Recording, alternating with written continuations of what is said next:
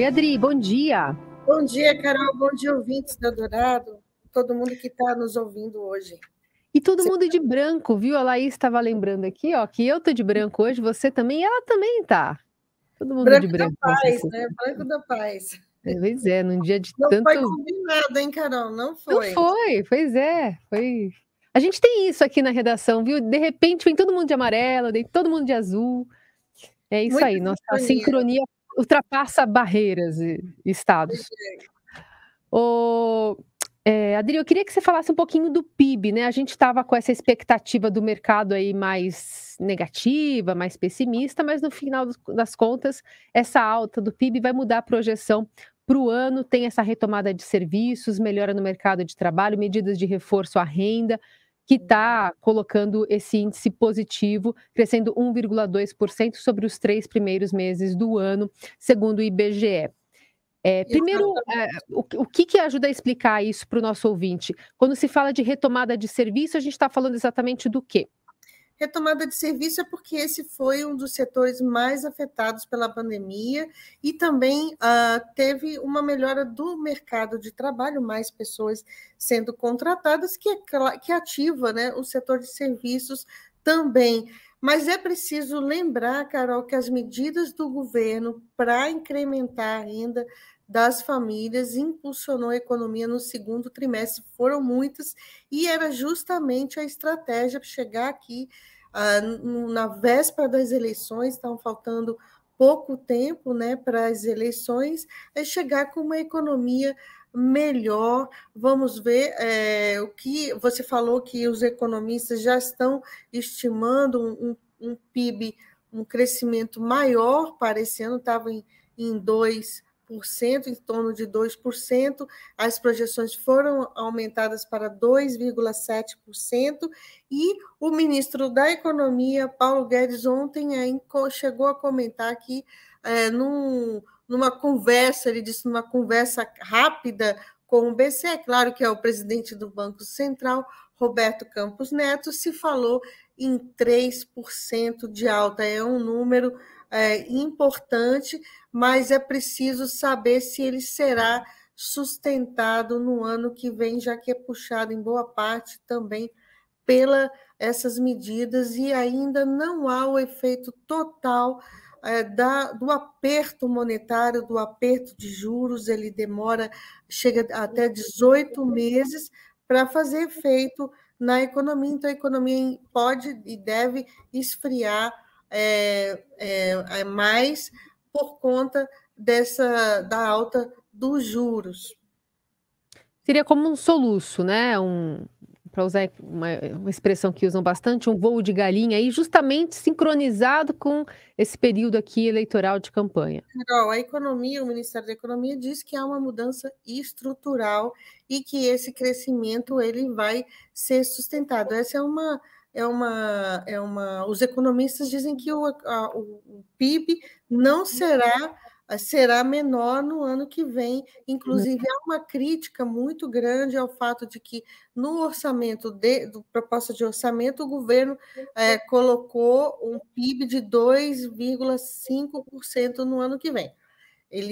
O governo ele tem que ser sempre mais otimista em relação ao PIB, tem as suas projeções que foram sempre consideradas mais pessimistas, otimistas pelo mercado, acabaram ocorrendo, mas porque ele tem em mãos medidas, ele adotou medidas que realmente ajudaram a economia nesse segundo trimestre, lembrando aqui uma delas, a liberação do FGTS, medidas tributárias também de desoneração, que quando você paga menos imposto, aumenta a renda das pessoas para consumirem mais, e é isso que aconteceu agora. Essa projeção mais otimista também pode interferir no orçamento para o ano que vem, Adri? Olha, se o governo põe lá na conta, né, na conta que ele faz o orçamento, né, no orçamento do 2023 que foi enviado na quarta-feira, ele põe um crescimento maior do que de fato ele vai acontecer, ele vai prever com certeza mais arrecadação, mais dinheiro, e tudo ali todas as previsões elas acabam se conectando. Então, vai ter, se não for, se esse PIB não ocorrer da forma como o governo está projetando, 2,5% no ano que vem, é claro que as receitas vão de fato ser menores, mas e impactar o orçamento. Então, o desempenho da economia é central para o orçamento brasileiro, para fazer o orçamento, que será votado, Carol, só depois das eleições. Muitas coisas pendentes e continua, apesar desse cenário melhor da economia, o desemprego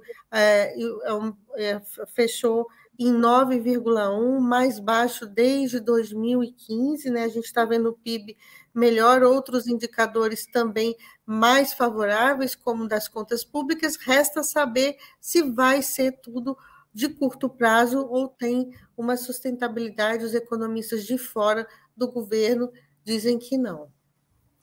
E como é que essa campanha eleitoral e essas medidas e essas promessas que estão sendo feitas está forçando o Banco Central a ser mais conservador?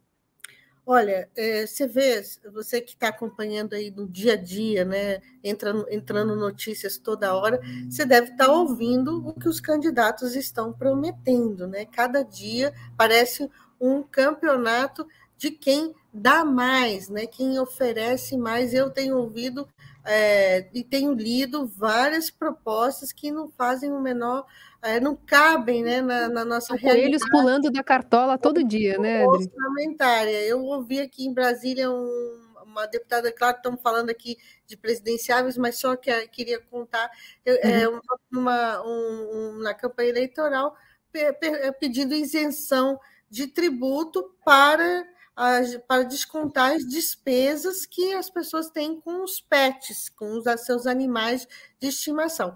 Então, você vê como que está a cabeça do brasileiro, todo mundo querendo pagar menos imposto, mas a gente tem que... As políticas públicas, os serviços, eles são feitos com os recursos arrecadados, e isso tem que ficar claro para o cidadão. Então, a gente tem que cobrar que esse dinheiro seja bem aplicado. Todo mundo quer redução de tributo, mas ela tem que vir de forma organizada. Muito bem, então vamos observar como é que o Banco Central vai se comportar a partir disso, e especialmente a partir de novembro, né, quando teremos um cenário mais consolidado do que vai acontecer no ano de 2023, né, Adri?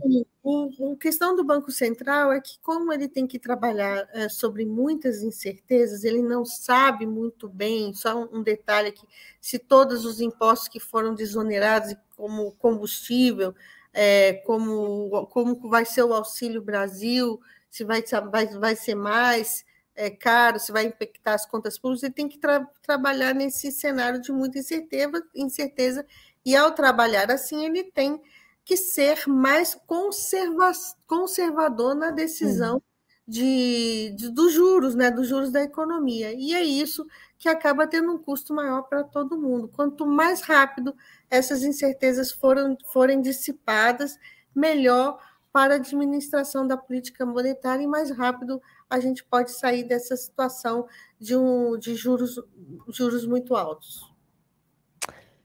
Essa Adriana Fernandes, fechando mais uma semana aqui conosco, lembrando que esse comentário também fica disponível nas plataformas digitais e também já já no YouTube da TV Estadão. Adri, obrigada, viu? Bom fim de semana.